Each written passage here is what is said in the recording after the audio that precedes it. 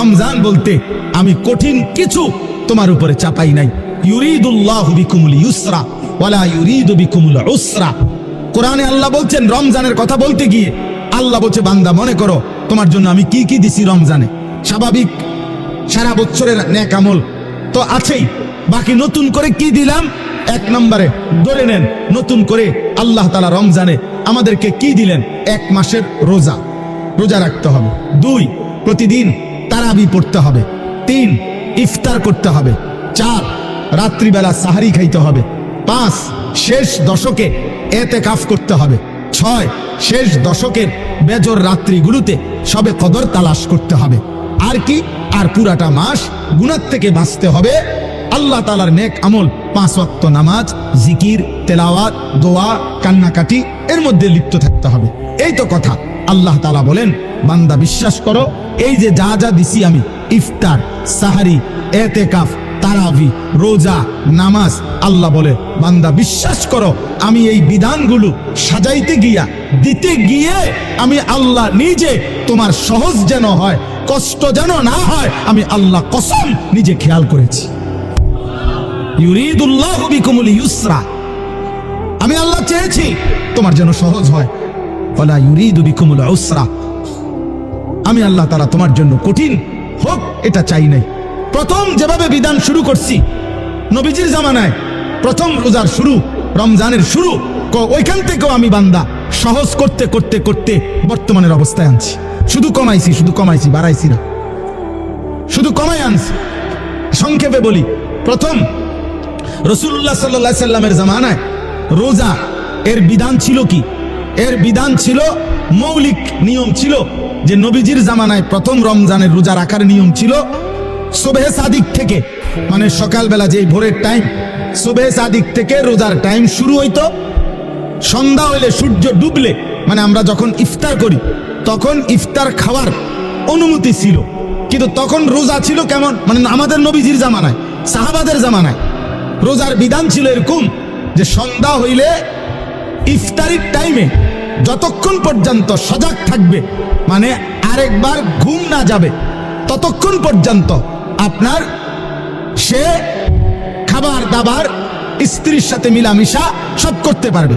কিন্তু সন্ধ্যার পর থেকে নিয়ে যখনই ঘুমায় যাবে, ঘুম এসে গেলে নতুন রোজা শুরু। মনে করেন এখন যদি সন্ধ্যা 6টা বাজে ইফতার করলাম, এখন সজাগ যতক্ষণ, খানার টাইম এতক্ষণ, বুঝেন নাই হিসাবটা? সজাগ যতক্ষণ এতক্ষণ। 8টা বাজে ঘুমায় গেছে, রোজা শুরু। বা মাগরিব পড়ে বলে কদ্দুর শরীরটা ভালো লাগতেছে না, সারাদিন ব্যস্ত ছিলাম, একটু শুইছে, রোজা শুরু। এটাই ছিল বিধান, এটাই নবীজির জামানা ছিল। কিন্তু এইটুকুর কারণে সাহাবাদের কষ্ট হইতেছিল। কি কষ্ট? দেখা গেছে অনেকে সন্ধ্যাবেলা ইফতারের সময় হয়তো সামান্য মাত্র পানি পান করছে, বা 2টা খেজুর খাইছে, অথবা খায় নাই। এরই মধ্যে মাগরিবের নামাজ পড়ে ক্লান্তিতে ঘুম চলে আসছে, এই কারণে আর খাবার খাইতে পারে নাই। সারা রাত্র আবার নতুন রোজা শুরু হয়ে গেছে। পরের দিন আবার সন্ধ্যার সময় খাবার অনুমতি। তো ফলে একদিন একজন সাহাবী সন্ধ্যাবেলায় খাইতে পারে নাই, ফলে ঘুমায় গেছে। নতুন রোজা শুরু হয়ে যাওয়াতে আগের দিনের পুরা রোজা, সারা রাত্রের রোজা, পরের দিন দুপুরবেলা হযরত আইস ইবনে সারমা আল আনসারী রাদিয়াল্লাহু তাআলা আনহু তিনি বেহুশ হয়ে গেছেন একেবারে। তো আল্লাহ তাআলা দেখছে আমার বান্দার তো কষ্ট হইতেছে, তো আল্লাহ তাআলা পুনরায় আবার বিধান নাজিল করে এই কোরআনের মধ্যে আল্লাহ আবার বলছে, ঠিক আছে বান্দা, আরো কমায় দিলাম। এখন সুবহে সাদিক থেকে সূর্য অস্ত পর্যন্ত, এই সন্ধ্যা পর্যন্ত, এই পর্যন্ত রোজা রাখো। সন্ধ্যার পর থেকে, সূর্য ডুবার পর থেকে পরবর্তী সুবহে সাদিক পর্যন্ত সারা রাত্র এইবার ঘুমাও আর সজাগ থাকো। খাবার দাবার, স্বামী স্ত্রীর মিলামেশা, সবকিছুর অনুমতি পূর্ণ দেওয়া হলো। ঘুমাইলেও অনুমতি আছে, না ঘুমাইলেও অনুমতি আছে। আল্লাহ তাআলা বলে, তবুও আমি চাই তোমার যেন কষ্ট না। ইউরিদুল্লাহু বিকুমুল ইউসরা, আমি কষ্ট দিতে চাই না। ইবান কি মায়া করে মালিক বলছে, মা জাআলা আলাইকুম ফিদ-দীন মিন হারাজ। আল্লাহ বলে, বান্দা, দ্বীনের নামে, ইসলামের নামে, কোরআনের নামে, শরীয়তের নামে, বিধানের নামে আমি আল্লাহ তোমাদের উপরে একটা কষ্ট আমি দেই নাই। আমাকে মানতে গিয়ে তুমি বান্দা কষ্ট পাইবা, আমি এমন মালিক না। আমি রউফ, আমি রাহিম, আমি রহমান। আমি সব জানি আমার বান্দার ভেতর বাহির, যোগ্যতা কদ্দুর, দুর্বলতা কদ্দুর, সক্ষমতা কতটুকু। আমি যুবকের আর বৃদ্ধের হুকুম বরাবর করি নাই। আমি আল্লাহ তাআলা এরপরে দেখেন, আল্লাহ বলছে বান্দা আচ্ছা ঠিক আছে, এরপরে আরো শোনো, দুইবার আল্লাহ বলছে, দুইবার রোজার কথা বলতে গিয়ে বলছে ফামান কানা মিনকুম মারিদান আও আলা সাফারিন ফাইদ্দাতুম মিন আইয়ামিন উখার। শোনো, তোমরা যারা প্রচন্ড অসুস্থ, যে অসুস্থতার কারণে রোগ বেড়ে যাবে, রোজা রাখলে কোনোভাবেই পারতা না, ঠিক আছে ছেড়ে দাও, যখন সুস্থ হইবা তখন এই রোজাগুলো কাজা করো। তোমরা যদি দূরের লম্বা সফরে মুসাফির হও, তাহলে যদি প্রচন্ড রৌদ্র, প্রচন্ড পেরেশানির কারণে তুমি মনে করো যে কষ্ট হবে, তো আল্লাহ তাআলা বলে ঠিক আছে রমজানের রোজা সেটা ছেড়ে দিও, তুমি অন্য টাইমে যখন বাড়িতে ফিরবা তখন কাজা করে নিও। আমি চেয়েছি তোমার সহজ, আমি চেয়েছি তোমার সহজ, আমি বান্দা চেয়েছি তোমার সহজ। আল্লাহ নবী সাল্লাল্লাহু আলাইহি সাল্লাম বলছে উম্মত ইফতার তাড়াতাড়ি করে কইরো। আল্লাহ নবী বলছে উম্মত সেহরি দেরি করে খাইও, মানে কষ্ট যাতে না হয়। ইফতার করো তাড়াতাড়ি, যাতে সময় হইছে সাথে সাথে ইফতার করো, এর মধ্যেই বরকত। সাহারি দেরি করো, যেন লাস্ট টাইমে নিয়ে খাও, কোনো অসুবিধা নাই, যাতে করে তোমার কষ্টের মাত্রাটা কম হয়। মানে সব মিলাইয়া রব্বুল আলামিন চেয়েছেন আমার বান্দার যেন আরাম হয়, কষ্ট না হয়। ইউরিদুল্লাহু বিকুমুল ইউসরা ওয়ালা ইউরিদু বিকুমুল উসরা। একদিকে তো সহজ করার জন্য এত ব্যবস্থাপনা করেছেন, আবার আরেকদিকে নেকি। আল্লাহ তাআলা যেন বললেন রমজানের এক একটা মুহূর্ত আমি স্বর্ণের দামে না, রূপের দামে না, মণি মুক্তার দামে না, বরং আসমান জমিনটাকে যদি 100 দাম ধরো, আসমান জমিন পুরা সৃষ্টির সেটার যেই দাম আসবে, আল্লাহ বলে তার চাইতে কোটি গুণ বেশি দামে আমি রমজানের এক এক মুহূর্ত তোমাকে দিলাম। চাও সেকেন্ড কোটি গুণ দামি বানাই দিলাম।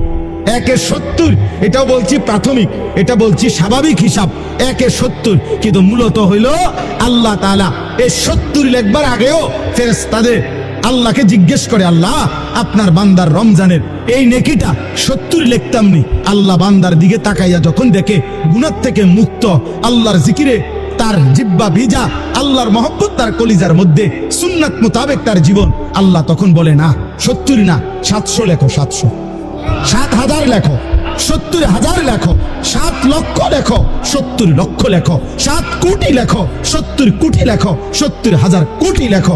এক সেজদায় একবার সুবহানাল্লাহ বললে আল্লাহ বলে লেখো 70,000 কোটি সুবহানাল্লাহ লেখো।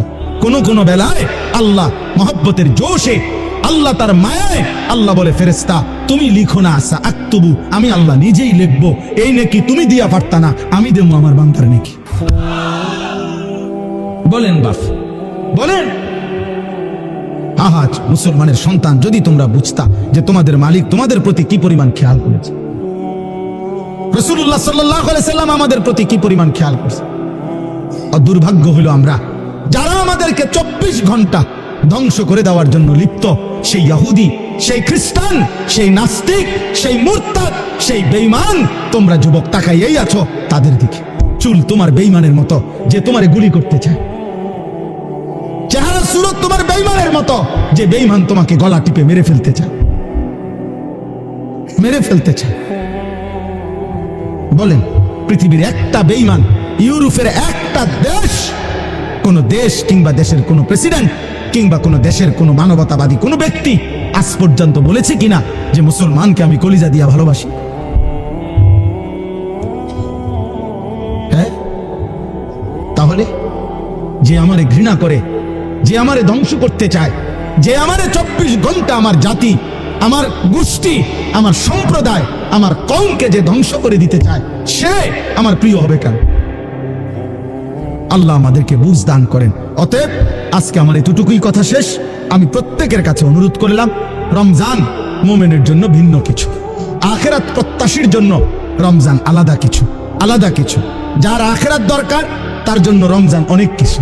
যার শুধু দুনিয়া দরকার, ভাত মাছ চাল ডাল আর এই বিল্ডিং, ইট বালু সিমেন্ট আর ফুলকপি পাতাকপি, আর জীবন যার এই খিরা টমাটো, এ কদ্দুর খাইয়া দাইয়া বনে বিড়িয়ে সিগারেটে সাদোয়ানে আর গফে আর টেলিভিশনে আর নর্তকীতে এতটুকু নিয়ে যার জীবন, তোর জন্য রমজান কিছুই না, নাফরমান। কিন্তু ইমানদারের জন্য রমজান অনেক কিছু।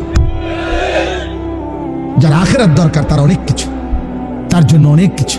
এজন্য রাসূলুল্লাহ সাল্লাল্লাহু আলাইহি সাল্লাম 2 মাস রমজানের জন্য দোয়া করতেন।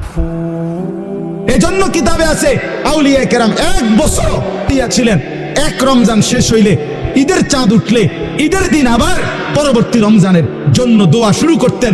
1 বছর টানা আরেকটা রমজানের জন্য দোয়া করতেন। এজন্য আখিরাত যার দরকার তার জন্য রমজান ভিন্ন কিছু। আল্লাহ তাআলা আমাদের প্রত্যেককে রমজানের কদর করে আজকের এই মুবারক মাহফিল থেকে রমজানের প্রস্তুতি নিয়ে নিজেদের জীবন সুন্দর করার তৌফিক দান করেন, কবুল করেন, আমিন। কোন মানুষের সুস্থতার জন্য এটা জরুরি যে তার মধ্যে পার্থক্য শক্তি থাকে। একটা মানুষ কি সুস্থ, স্বাভাবিক নাকি প্রতিবন্ধী, মানসিক ভারসাম্যহীন, এটা বুঝার একটা চিহ্ন হলো তার মধ্যে পার্থক্য শক্তি আছে কিনা। অর্থাৎ যে সত্য মিথ্যা, জায়েজ না জায়েজ, উচিত অনুচিত, ভালো মন্দ, কল্যাণ অকল্যাণ, হালাল হারাম, এটা যে পার্থক্য করতে পারে, এই সুস্থ মানুষ, স্বাভাবিক মানুষ। আর যার মধ্যে এই পার্থক্য শক্তি থাকে না, যে না আমার যখন যেখানে যা আমার মন চায় তা, এবারে হাসুক নলে লাফাক নলে ফালাক, এটা কি মানায় না মানায় না, অন্যরা কি মনে করবে কি ভাববে, কিছুর আমার দরকার নেই। এই মানুষ কিন্তু মনে রাখতে হবে, এই মানুষ প্রতিবন্ধী, মানসিক ভারসাম্যহীন, তার ব্রেনে সমস্যা। এই জন্য ছেলেরা, বাবা এটা মনে রাখো, তোমার পথে তুমি চলো, আমার পথে আমি চলি। কেউ কারোর জন্য আটকায় না, কারোর জন্যই দুনিয়া থেমে থাকে না, কারোর জন্যই না, কারোর জন্য কেউ থামে না। দুনিয়া প্রত্যেকের কে নিয়ে আপন গতিতেই চলতেছে।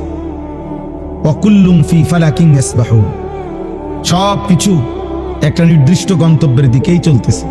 আল্লাহ তাআলা বলেন প্রত্যেকটা সৃষ্টি আল্লাহর সমস্ত সৃষ্টি। অতএব কারো জন্য, কারো হাসি, কারো কান্না, কারো মৃত্যু, কারো জন্মগ্রহণ, কোনো কিছুতেই পৃথিবীর ঘন্টা, মিনিট, সেকেন্ড থামে না। মরলেও ঘড়ির কাঁটা চলে, বাচ্চা জন্ম নিলেও ঘড়ির কাঁটা চলে, এবং আমরা আমাদের নির্দিষ্ট সময় পার করে প্রতিনিয়ত চলেই যেতে হবে, এটাই স্বাভাবিক। এই জন্য কেউ সেজদা দিতে দিতে যদি আব্দুল কাদের জিলানীও হয়, তারও মৃত্যু হবে। কেউ যদি নাফরমানি করতে করতে, অসভ্যতা করতে করতে ফেরাউন নমরুদ হয়, তারও মৃত্যু হবে। এটা সহজ বিষয়। কোনো ঘন্টা, মিনিট, সেকেন্ড থেমে থাকে না। শনিবার রবিবার হয়, রবিবার সোমবার হয়, জানুয়ারি ফেব্রুয়ারি হয়, রাত দিন হয়, দিন রাত হয়, সকাল দুপুর হয়, দুপুর বিকাল হয়। এই ঘুরতেই আস, চলতেই আস, চলতেই আস। এই জন্য সব ছেলে তোমাদেরকে বল, তোমার জন্য তুমি মনে রাখতে হবে, এই পৃথিবীর কেউ তোমাকে না চিনলেও তোমার তো নিজেকে চিনা উচিত। সবার জন্য এটা উচিত, আমি, আপনি, সবার জন্য। আত্ম উপলব্ধি বড় নিয়ামত। আমি আমাকে চিনা, আমি আসলে মানুষ না জানোয়ার। যদি মানুষ হয় তাহলে পার্থক্য কি জানোয়ারের সাথে? 2 নম্বর হলো আমি কি মুসলমান না অমুসলমান। যদি আমি মুসলমান হই তাহলে অমুসলমানের সাথে আমার পার্থক্য কি? শুধু মুখে আমি বলছি আমি মুসলমান, এতটুকুই যথেষ্ট? কোরআনুল কারীমের মধ্যে আছে, আল্লাহ তাআলা বলেন, ক্বালাতিল আ'রাবু আমান্না কুল লাম তুমিনু ওয়ালাকিন কুলু আসলামনা ওয়ালাম্মা ইয়াদখুলিল ঈমানু ফি কুলুবিকুম। আল্লাহ তাআলা বলেন, মক্কার কিছু বেদুইন মানুষ নবীজির সামনে আয়েশা বলতো, মুহাম্মদ আমরা ঈমান এনেছি, আমরা মুমিন। আল্লাহ তাআলা বলেন, আপনি তাদেরকে বলে দেন যে না, তোমরা ঈমানদার নও। আমি আল্লাহ বললাম তোমরা ঈমানদার না, বরং তোমরা এতটুকু বলতে পারো যে আমরা বাহ্যিকভাবে ইসলামের আনুগত্য স্বীকার করছি, মানে পরিচয় দিচ্ছি। ওয়ালাম্মা ইয়াদখুলিল ঈমানু ফি কুলুবিকুম, এখনো তোমাদের অন্তরে ঈমান প্রবেশ করে নাই, আল্লাহ বলছে। তার মানে এটা নিয়ম, শেকড় যত গভীর হয়, গাছের ডালপালা তত মোটা হয়, ছড়ায় পড়ে। যে গাছের শিকড় যত দুর্বল, ওই গাছের উচ্চতা এবং চারিদিকে ছড়িয়ে পড়া ডালপালা তত দুর্বল। তো শেকড় গভীর হইলে ডালপালাও বড় হয়, মজবুত হয়, ছড়িয়ে পড়ে। তো যার কলিজার ভিতরে ঈমান যেমন, তার বাহ্যিক চেহারা, সুরত, চলন বলন, বাহ্যিকভাবেও তার ইসলাম ততটা ছড়িয়ে পড়ে। এটা দেখলেই বোঝা যায়, চুল দেখলেই বোঝা যায় তার কলিজায় ঈমান আছে না নাই। সেজদা দেখলেই বোঝা যায়, নামাজের সময় দেখলেই বোঝা যায় যে তার মধ্যে ঈমান আছে না নাই। হালাল হারামের সামনে আসলেই বোঝা যায় তার মধ্যে ঈমান আছে না নাই। নারীর সামনে আসলেই বোঝা যায় তার মধ্যে ঈমান আছে না নাই। পাক নাফাকের প্রশ্ন আসলেই বোঝা যায় ঈমান আছে না নাই। এটা প্রতি মুহূর্তেই পরীক্ষা চলতেছে আর প্রতি মুহূর্তেই প্রমাণ হচ্ছে।